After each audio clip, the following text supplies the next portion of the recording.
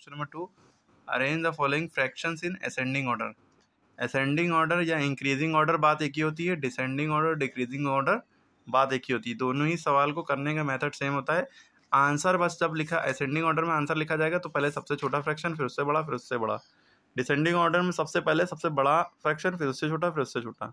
ठीक है। अब यहाँ फ्रैक्शन दिए हुए हैं, अगर नंबर दिए होते जैसे मान लिए 1 3 5 लिखा होता तो असेंडिंग ऑर्डर में ही इसका आंसर दिख रहा है 1 छोटा है, फिर उससे बड़ा 3, फिर 5। इसका असेंडिंग ऑर्डर क्या होता? ओरली बताइए। पहले 1 लिखते, फिर 2, फिर 5, फिर 7। लेकिन मुद्दा ये है कि क्या है, फ्रैक्शन दिया हुआ यानी नीचे भी नंबर दिए हैं, तो हम ऐसे जज नहीं कर सकते ये छोटा है कि ये बड़ा है कि ऐसा है।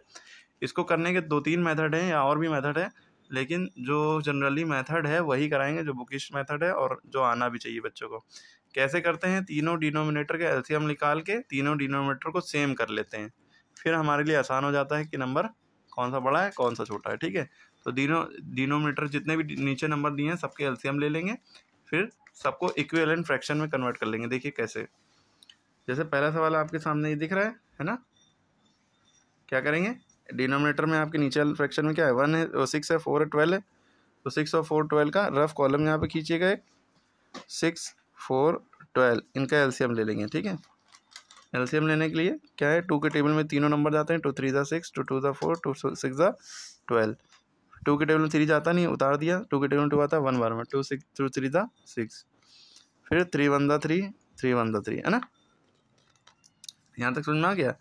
अब हमारे पास क्या है, 2 × 2 × 3, 2 2 4, 3 12, कितना आ गया 12। क्लियर होगी बात। अब इन तीनों का एलसीएम क्या है, इन तीनों का एलसीएम क्या है, 12 है। तो यानी इन तीनों को 12 बनाना है। कैसे बनाएंगे, पहले हमने उतारा 1/6, फिर अगले स्टेप में उतारा 3/4, फिर अगले स्टेप में उतारा 5/12। अब नीचे वाला 12 बनाना है। यहाँ है 6 को 12 बनाने के लिए किससे, 6 को किससे मल्टीप्लाई करें 12 हो जाए, 2 से। तो यहाँ 2 से करेंगे तो ऊपर भी 2 से करेंगे। ठीक है। तो नीचे 6 2 12 हो गया, ऊपर कुछ भी हो हमसे मतलब नहीं है, 2 1 2। ठीक।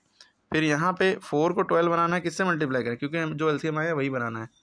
4 को 12 बनाना है किससे, 3 से। 4 3 12 होता है ना, तो ऊपर भी 3 से करना पड़ेगा सेम नंबर से। तो 3 3 9, 4 3 12, नीचे भी 12 है, इत्तेफाक से 12 ही है, तो किससे मल्टीप्लाई करें, चाहे करें चाहे ना करें, 1 से करिए वही रहेगा। 12 1 12, 5 1 5। आपको करना हो चाहे ना करें, करना हो करें, ना करना हो ना करें। ठीक है। इसमें तब आपको देखिए तीनों के डिनोमिनेटर सेम दिख रहे हैं।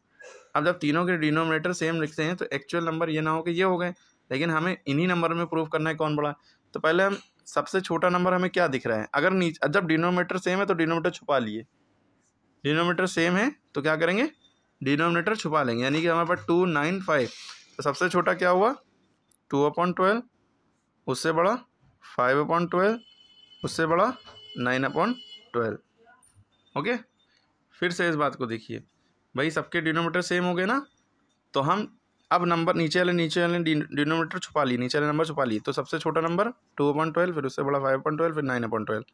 अब ये 2/12 बना किससे था, किसका था ये 2/12, 2/12 था 1/6 का, यानी सबसे छोटा नंबर था 1/6। 5/12 था किसका, 5/12 का, तो इससे दूसरा नंबर पे ये है।